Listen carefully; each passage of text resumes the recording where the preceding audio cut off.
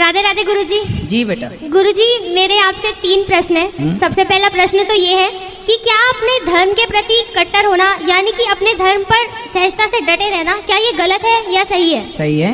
अपने धर्म के लिए कट्टर होना बिल्कुल सही है। हम अपने धर्म को क्यों छोड़ें? स्वधर्मे निधनम श्रेया पर धर्मो भयावह। गीता आज्ञा करती है कि अपने धर्म में रहो, अपने धर्म में जियो और अपने धर्म में ही मरो। अन्य किसी धर्म का आश्रय नहीं लेना चाहिए किसी को। जी गुरुजी। और मेरा दूसरा प्रश्न ये है कि जैसे आजकल की जो युवा पीढ़ी है वो अपने धर्म के बारे में जानती ही नहीं है। अगर मतलब हम उन्हें बताने की कोशिश भी करेंगे तो कई बार ऐसा होता है कि वो हमें ही गलत ठहरा देती हैं। अभी परसों ही मेरे साथ ऐसा हुआ कि मतलब मेरे स्कूल में मैं और मेरे दोस्त हिंदू धर्म के ऊपर एक चर्चा कर रहे थे कुछ विषयों को लेकर, तो उसमें कुछ ऐसी बात हुई जिस पर बहस होने लगी। लड़की ने देखो धर्म के बारे में क्या बोला, जरूर सुनेगा। आप लोग वीडियो के अंदर देखते हैं। महाराज जी का कथा अच्छा लगे तो चैनल को सब्सक्राइब कर देना। वीडियो में बने रहे, देखते हैं महाराज जी का कथा। इस अच्छा लगे तो राधे राधे जरूर लिखना कमेंट पे। आप लोग वीडियो में बने रहे, देखते हैं। तो मैं आपकी कथा रोजाना सुनती हूँ, हमारे घर में रोज सुबह आपकी कथा चलती है, तो उससे मुझे जितना ज्ञान मिला है और मेरे माता पिता ने जितना मुझे सिखाया है, उस समझ से जब मैंने उस आधार पर उत्तर देने की कोशिश की तो मेरे दोस्तों ने मुझे ही गलत ठहरा दिया और मुझे गलत साबित कर दिया कि तुम हिंदू धर्म को लेकर कट्टर हो और तुम्हारे मन में जो ये सोच है ना ये भरी गई है, ये बिल्कुल गलत है। क्या चर्चा थी, क्या बात कर रहे थे आपके दोस्त? गुरुजी वो बात ऐसी थी कि एक तो साईं बाबा का प्रसंग आया था, उसमें बोल रहे थे कि जो साईं बाबा हैं वो भगवान है। मैंने बोला कि मैंने कथा में ये सुना है कि जो साईं बाबा थे वो फ़कीर थे और फ़कीर मुसलमानों में होते हैं। आपने बताया हिंदू में तो साधु संत होते हैं, तो मैंने बोला कि फ़कीर तो शब्द ही मुसलमान है, तो साईं बाबा भी मुसलमान ही थे क्योंकि साईं शब्द भी आपने बताया कि मुसलमान है। लेकिन वो सब मतलब उल्टा मेरे ऊपर चढ़ गए कि मतलब तुम तो हिंदू मुस्लिम में भेद करती हो, ये है वो है। मतलब मैंने इतना समझाने की कोशिश की लेकिन वो 6-7 जने थे और मैं अकेली थी, मैं किस को कैसे जवाब दे पाती? कोई बात नहीं, शेर अकेले ही होता है, गीदड़ की झुंड होती है, कोई दिक्कत नहीं है। आप अपनी जगह सही हो। झुंड में गीदड़ होते हैं, शेर झुंड में नहीं होता। आप अपनी जगह सही हो। देखिए बात ऐसी है कि संतों के रूप में हम सबका सम्मान करें पर भगवान के रूप में नहीं। भगवान एक हैं, आपको ये बोलना चाहिए। आप उनसे ये नहीं बोले कि भगवान कितने हैं, आपने उनसे पूछा नहीं आप कितने भगवान मानते हैं? जी गुरुजी भगवान तो एक ही है। नहीं उनसे आपने नहीं पूछा? नहीं उनसे ये सवाल मैंने नहीं किया, मैंने सिर्फ इतना बताया कि आपको सवाल क्या है? कांटे को कांटा निकालता है, जहर को जहर काटता है, सवाल को सवाल ही काटेगा। सवाल को उत्तर नहीं काटता, सवाल को ये तरीका है। जब कोई आपसे सवाल करे कि कोई जैसा आपने नाम लिया कि क्या वो भगवान है, तो आप उनसे ये पूछना कि ये पहले ये बताओ कि आप कितने भगवान के बारे में जानते हैं, कितने भगवान मानते हैं। तो वो बताएंगे, वो उनको ज्ञान होगा तो वो ये बताएंगे कि भगवान एक है। यदि ज्ञान नहीं होगा तो 17 भगवान बताएंगे। समझ लेना कि अज्ञानी है। जो 17 भगवान बताए वो अज्ञानी, और जो एक माने एक ईश्वर में वो ज्ञानी है। 17 है ही नहीं हमारे यहाँ। हमारे यहाँ एको ब्रह्म द्वितीयो नास्ति, ईश्वर एक है। फिर आपको ये बोलना था कि जब भगवान एक है तो उनसे फिर सवाल करना था कि तुम्हारे बाप कितने हैं। वो बताते कि बाप एक है, तो आप पूछना, फिर सवाल करते क्या 2 बाप हो सकते हैं? फिर वो बताते नहीं 2 बाप नहीं हो सकते। तो फिर आपको कहना था जैसे 2 बाप नहीं हो सकते ऐसे 2 भगवान नहीं हो सकते। जी गुरुजी।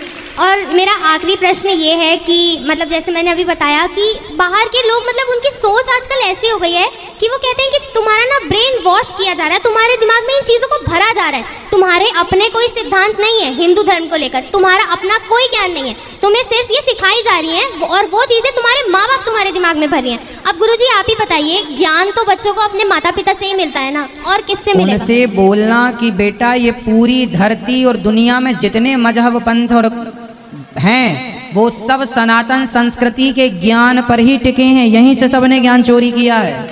यहाँ जो ज्ञान इतना साइंटिफिक ज्ञान है, उनसे पूछना कि आपके आज डॉक्टर बताता है कि स्त्री के गर्भ में जो बच्चा है 3 माह का हो जाए तब उसका लिंग परीक्षण होता है, लड़का है कि लड़की। तुम आज ये बात जानते हो, हमारे ऋषि मुनि ने हमारा अपना ज्ञान हजारों साल पहले ये बता चुका है। भागवत जी में लिखा, समझाओ उन मूर्खों को। अब पढ़ें तो जाने, नहीं पढ़े। अब उनसे पूछना कि सूर्य ग्रहण पड़ता है, चंद्र ग्रहण पड़ता है जब नासा नहीं था। 1950 के पहले, 1940 के पहले तो नासा भी नहीं था। तो जब नासा नहीं था तब क्या सूर्य ग्रहण नहीं पड़ता था? जब पड़ता था, जब नासा नहीं जानता था, तब भी भारत के लोग जानते थे कि पंचांग में लिखा रहता था। हमारे देश में शतक पंचांग होता है, शताब्दी पंचांग। 100 साल पुराना पंचांग भी मिल जाएगा। वो पंचांग भी आज अवेलेबल है जो जब नासा नहीं था। आप गूगल में डालना कि 2050 में किस तारीख को सूर्य ग्रहण पड़ने वाला है। गूगल अभी ना बता पाएगा इतने आगे का, लेकिन आप पंचांग उठाकर देखिए हमारे सनातन धर्म का आज की डेट से 100 वर्ष आगे का पंचांग है। आज से 100 साल 2099 में किस तारीख को कितने बज के सूर्य ग्रहण पड़ेगा वो आज लिख दिया गया। ये भारत का ज्ञान है। अब इन मूर्खों को समझाए कौन, जो अभी गूगल भी नहीं जानता कि 2099 किस तारीख को सूर्य ग्रहण पड़ने वाला है। 99 कौन जानता है, लेकिन हमारा शताब्दी पंचांग बताएगा और वही बताएगा जो परफेक्ट है। मतलब इतने आगे की गणित भी निकालने कोई बैठा है तो हिंदू धर्म में ये ताकत है, सनातन में ये ताकत है। ये साइंस तुम क्या पढ़ोगे और क्या पढ़ाओगे। तुमने अपनी संस्कृति को भुला दिया, अपने धर्म को पढ़ना भूल गए, अपनी संस्कृति को भूल गए, वरना आज दुनिया में हर रिसर्च आप कर रहे होते, अर्थात भारत कर रहा होता। उनसे बोलना कि विमान का आविष्कार किसने किया। दुनिया के किसी धर्म की पुस्तकों में विमान का जिक्र नहीं है, पर हिंदुओं के वेद पुराणों में पुष्पक विमान का जिक्र है। मतलब हम विमानों की टेक्नोलॉजी को जानते थे इसलिए पुराणों में जिक्र है, वरना दूसरे मजहब पंथ के धर्मों के लोगों ने क्यों जिक्र नहीं किया। दूसरा, उनसे बताना कि 1885 में दलपदे जी ने विमान बनाया था। उसके पहले सतयुग में करदम जी ने विमान बनाया था, नाम था कामक विमान। और राइट ब्रदर्स ने 1903 में विमान बना के उड़ाया। समझाओ कि राइट ब्रदर्स तो आज के हैं, हम तो पहले से। पुष्पक विमान और दलपदे जी का नाम याद करो कि दलपदे जी ने 1885 में विमान बनाया था। उसी ड्राइंग को ये लोग कॉपी किए थे।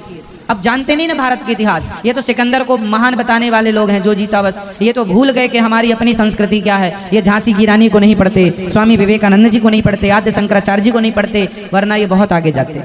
और गुरुजी एक आखिरी चीज़, मुझे सबसे बड़ा झटका तो ये बात सुन के लगा, मतलब वहाँ पे कोई था जिसने बोला कि श्री रामचंद्र भगवान जो थे उन्होंने जो 14 साल का वनवास काटा था, उसमें जब वो चित्रकूट गए थे, चित्रकूट पूरा पहाड़ी इलाका है, वहाँ ना कोई फल ना फूल ना सब्जी कुछ नहीं है। तो जो श्री रामचंद्र जी थे उन्होंने शिकार किया और उन्होंने उसे खाया। अब मैंने कहा इन्होंने मर्यादा पुरुषोत्तम श्री राम के बारे में ऐसी बात कह दी। मूर्ख हैं एक नंबर के, गुदना मिले तो गोद दोन के माथे पे, मूर्ख नंबर 1। रामचरितमानस पढ़ो, चित्रकूट के बारे में वहां लिखा है कि जब राम जी चित्रकूट गए तो वहां के कोल भील आए। लिखा है ये, हम अपने से नहीं बोल रहे।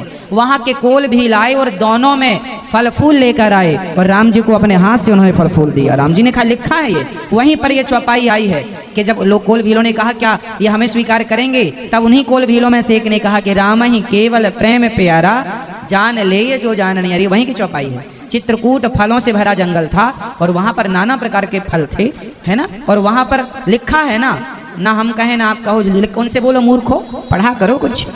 और गुरुजी बस एक आखिरी बात, आज मेरे माता पिता की 24वीं सालगिरह है, तो आज हम वृंदावन आए और मैं चाहती हूँ आप उनको एक बार मुबारकबाद दे दें। बिल्कुल, भगवान आपको सुखी रखें। गंगा यमुना की तरह, क्या शादी की सालगिरह है तो गंगा यमुना की तरह आपकी जोड़ी बनी रहे। राधे राधे राधे। खुश रहिए, खुश रहिए। और बेटा दासी का आपके चरणों में खुश रहिए, प्रसन्न। बेटा आपसे कह रहे हैं ये मोर्चा बिल्कुल संभाले रहना, बच्चों को बिल्कुल अपनी तरह योग्य बनाना, गुरुजी उनका ज्ञान का बिल्कुल पतन करना, उनकी अज्ञान। जब ये स्कूल जाती है तो हम सुबह ही आपकी कथा लगाते हैं, काम करते करते आपकी कथा सुनती रहती है। हर माँ बाप को बच्चों को कथा सुनाना चाहिए। कथा सुनेंगे तो आप जवाब देने के लायक बनेंगे, वरना सुनते सुनते चली गई उम्र तुम्हारी। गुरुजी इसने काफी सवालों का जवाब दिया अपने स्कूल में, मुझे बड़ी खुशी हुई कि आपकी कथा हम इतने इसको सुना के। इसलिए हम कथा में भी सवाल जवाब करते हैं। हम लोग कहते हैं महाराज जी आप कथा नहीं सुनाते। नहीं, कथा की जरूरत नहीं है, कथा सबको याद है। अब उन सवालों की जरूरत है जो आज के युग में बच्चों को चाहिए। मैं इस बात पर गौर करते हैं आप लोग, हम यही सवाल जवाब करते रहते हैं। ये देखो बच्चों के काम की चीज़ है, आने वाले भारत में ये चीज़ों की जरूरत है, वो हम देना स्टार्ट कर चुके हैं। कथा तो सब जानते हैं कि राम जी थे, वनवास 14 साल के गए, बाकी उनके आगे पीछे का जो रहस्य है वो हम आपको बताते हैं। तो गुरुजी ये सुनती है और सभी का आंसर देती है जहाँ तक इस पे होता है। ये सब आपका अब हमने जो बताया टेक्निक बताई कि इस तरह से आपको सवाल से सवाल करना सीखिए, ठीक है। राधे राधे गुरुजी। खुश रहिए, खुश रहिए। उनको ये सवाल फिर पूछना एक बार, तुम्हारे बाप कितने हैं। वीडियो अच्छा लगे तो चैनल को सब्सक्राइब जरूर कर लेना आप लोग।